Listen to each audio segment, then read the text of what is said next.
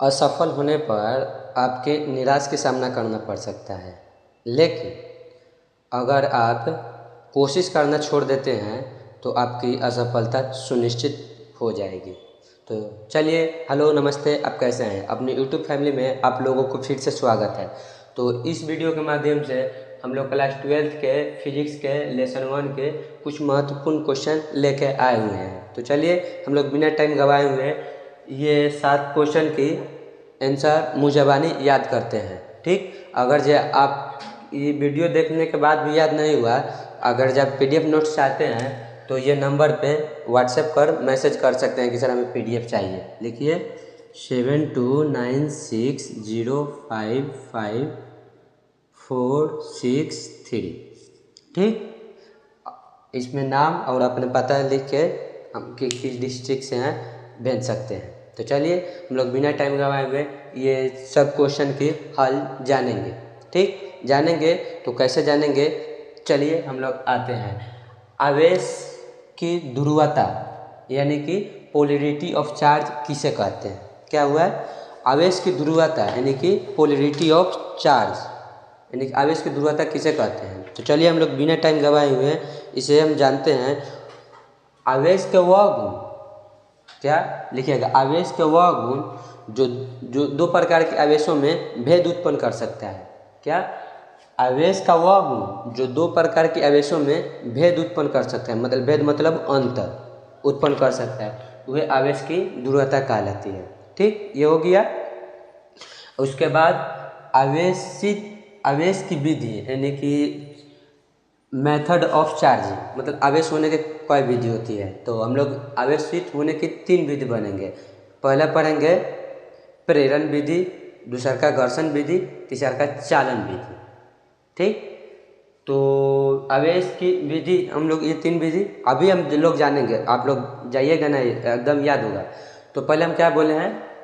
आवेश की विधि। तो यानी कि आवेश की पहला विधि क्या होता है? आवेश की पहला विधि प्रेरण विधि। ठीक, तो प्रेरण विधि में होता है, यदि आप ठीक एक आवेशित वस्तु और दूसरे अनावेशित वस्तु यानी उदासीन वस्तु, ठीक, एक आवेशित वस्तु दूसरे उदासीन वस्तु एक दूसरे के पास लिया, सटाना नहीं है, पास लिया ना है, तो आवेशित वस्तु वाला इलेक्ट्रॉन निकल कर उदासीन वस्तु में चला जाता है। तो इस प्रकार की विधि को हम लोग कहेंगे क्या? प्रेरण विधि।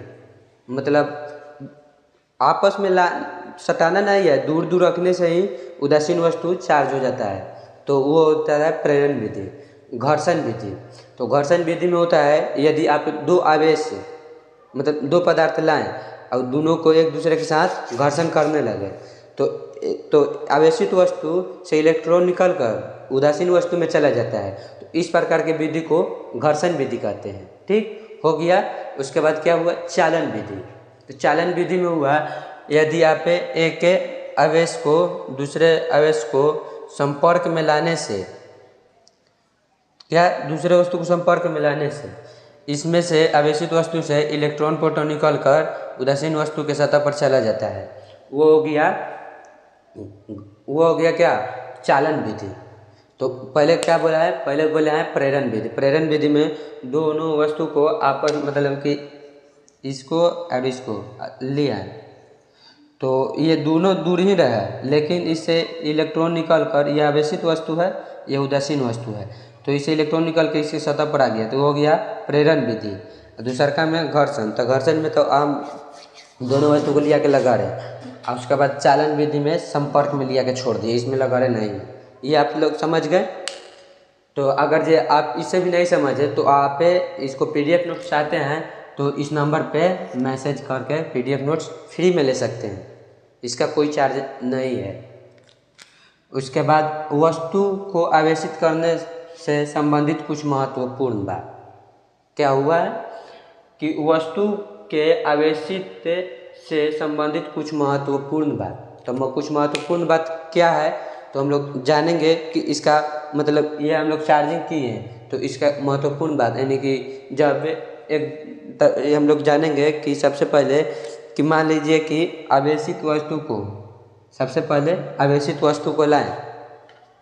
ठीक, तो आवेशित वस्तु में यानी कि आवेशित वस्तु वो भी निगेटिव चार्ज भी हो सकता है, पॉजिटिव चार्ज भी हो सकता है।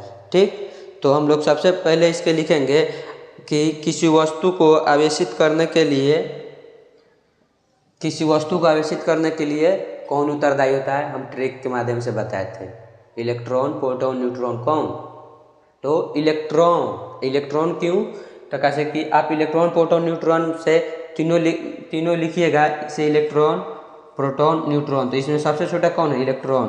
तो आप किसी के यहाँ भेजिएगा तो छोटे आदमी के ना भेजिएगा, नाता इतबरी कि तुम जाओ उसके न्योता करके आना है। बड़ा आदमी तो अपने काम में बिजी रहते हैं। तो इस ट्रिक के माध्यम से आप ये याद कर सकते हैं कि किसी वस्तु का आवेशित होने के लिए इलेक्ट्रॉन उत्तरदायी होता है। ठीक, ये पहला महत्वपूर्ण बात। दूसरा का महत्वपूर्ण बात हुआ, किसी वस्तु को आवेशित करेंगे तो उसमें से इलेक्ट्रॉन निकल कर जाएगा। तो इलेक्ट्रॉन निकल कर जाएगा तो वस्तु का वजन कम हो जाएगा। क्या हो जाएगा? वस्तु का वजन कम होगा। ठीक, वस्तु का वजन कम होगा और प्रतिकर्षण विधि ही आवेश का सही पहचान होता है। प्रतिकर्षण विधि ही आवेशित का बहुत बढ़िया पहचान होता है। ठीक, और इसके मतलब नोट्स में खूब बहुत बढ़िया हैंड राइटिंग से लिखा गया है। और उसके बाद आवेश का गुण क्या है? आवेश का गुण।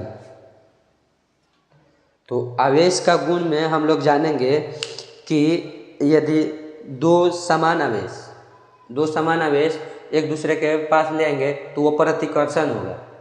ठीक, मान लीजिए कि धन आवेश लाएं तो दोनों प्रतिकर्षण होगा। एक धन आवेश और एक ऋण आवेश लाएं तो वो एक दूसरे को आकर्षित करेगा। एक धन आवेश एक ऋण आवेश एक दूसरे को आकर्षित, और दोनों धन आवेश एक दूसरे को प्रतिकर्षित, या दोनों ऋण आवेश एक दूसरे को प्रतिकर्षित। ठीक, उसके बाद हो गया आवेश योगात्मक होते हैं। क्या? तीसरा नंबर में भी लिख लीजिएगा कि आवेश योगात्मक होते हैं। और उसके बाद ये भी अब दो नंबर में पूछ सकता है कि आवेश योगात्मक होते हैं क्यों, मतलब परिभाषा पूछ दिया। तो परिभाषा पूछ दिया तो एक विशाल निकाय के, यानी कि एक बहुत बड़ा, विशाल मतलब बहुत बड़ा, एक विशाल निकाय के कुल आवेश का मान, मतलब इसमें कुल आवेश जितना इसमें आवेश मतलब भरा हुआ है, इसका कुल आवेश का मान। ठीक, इस विशाल निकाय के कुल आवेश का मान स्थिर आवेशों के बीजगणितीय योग के बराबर होता है। मान लीजिए कि ये बहुत बड़ा है, इसमें आवेश बहुत है, बीजगणितीय योगफल के मान के बराबर होता है। मतलब इस सबको जोड़िएगा ना तो इस सब के बराबर आ जाएगा। ठीक, योगात्मक मतलब यही हुआ है। तो ये देखिए यहाँ लिखा हुआ है कि आवेश योगात्मक होता है। आवेश संरक्षण, तो चलिए हम लोग जानेंगे कि आवेश संरक्षण क्या है। तो एक वस्तु से किसी वस्तु को आवेश संरक्षण में होता है, इस आवेश को एक वस्तु से दूसरे वस्तु में केवल स्थानांतरित किया जाता है, इसका मान को चेंज नहीं किया जाता है, इसे आवेश संरक्षण होता है। मान लीजिए कि इसमें से ये दो वस्तु है, इसमें से आवेश निकल के इसमें गया तो इसका कैसे भी जा सकता है, और फिर इसमें से भी इसमें भी आ सकता है, लेकिन इसका मान में कोई परिवर्तन नहीं होता है। उसे आवेश संरक्षण सिद्धांत कहते हैं। आवेश संरक्षण सिद्धांत हो गया। उसके बाद आवेश का क्वांटमीकरण। ठीक, आवेश का क्वांटमीकरण आप किसी वस्तु को एक वस्तु से दूसरे वस्तु में आवेश का स्थानांतरण इलेक्ट्रॉन के पूर्णांकीय गुणज के रूप में होता है। क्या? इलेक्ट्रॉन के पूर्णांकीय गुणज के रूप में होता है। अब ये देखिए कि ये पूर्णांकीय गुणज क्या होता है। इलेक्ट्रॉन नहीं, ये तो क्वांटमीकरण होता है, तो